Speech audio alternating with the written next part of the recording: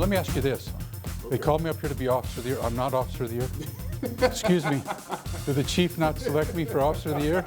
Who are we talking about today?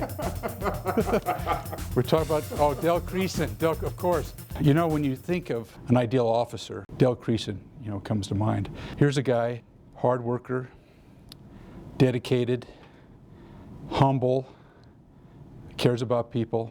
This guy shows up for work every day with a smile on his face, ready to go. My problem with Dale, though, is how do I clone this guy? I want to clone this guy, but he does a tremendous job. And one of these guys that always steps up, no matter what the situation is. He's one of those guys that's just dependable. We call him a lot. He always steps up. We had some flooding up in northeast Denver, and there's a reservoir up there, and it overflowed, and it was torrential rain, and the canals were overflowing, and it was raging water.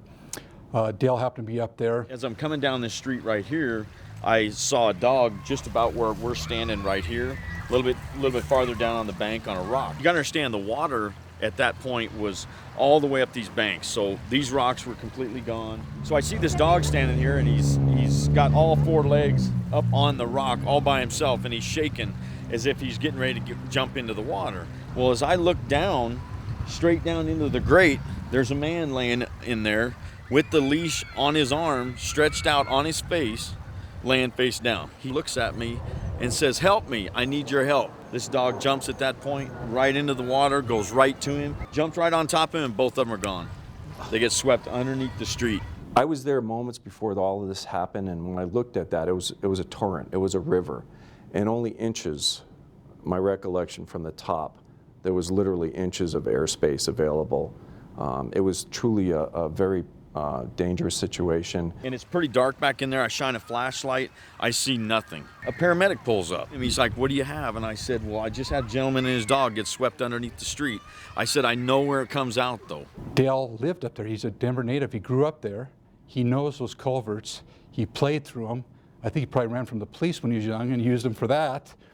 He hasn't given me the straight answer on that, but he knows where they're going to come out. So I took him over to 1600 block of Alton in Aurora. Fire department came up from 17th, and I told him, I said, I'm not going to give up on him, because at that point it was only about 5 minutes. We all responded there, and sure enough, or we saw the shoe come out. And a shoe come floating out, and I said, "Well, I can't promise you that that's his, but it wasn't there before, and I haven't seen anything else come out, so just hold on, we'll hold on." Because back in the day when I ran these tunnels, they're huge in there. You see what it is. They're 8, 10, 12 feet tall through this whole thing.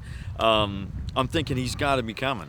That's gotta be his shoe. Because it was like a water ride. It was coming down through, it was white water, it was rolling. 10 inches to a foot between the water and the top of that. And I just knew, something told me that I'm not gonna give up on him. Fireman looked at me and said, "Well, if we missed him, he's done." And I said, "I know that, but I don't believe we missed him."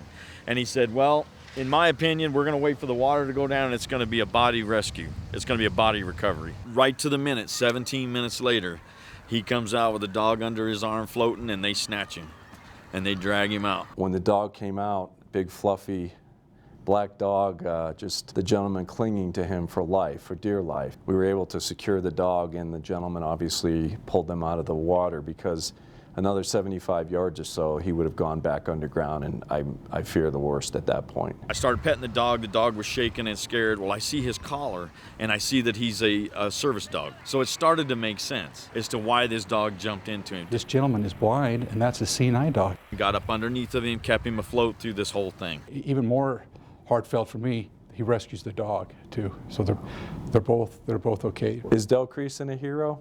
Absolutely. Del Creason embodies the word hero, and he was a hero that day. He still is a hero. And I give the dog credit for this one. Yes, I was here, and yes, I did see him, but if it wasn't for the dog keeping him afloat, who knows? He could have died inside of this thing very, very easily. And there's men and women of this police department that do this type of thing every single day, that never get credit for anything remotely like this. So my hat's off to my fellow men and women of the police department. That's what heroes are made of. That's what Denver police officers are made of, and that's what Dale's made of right there.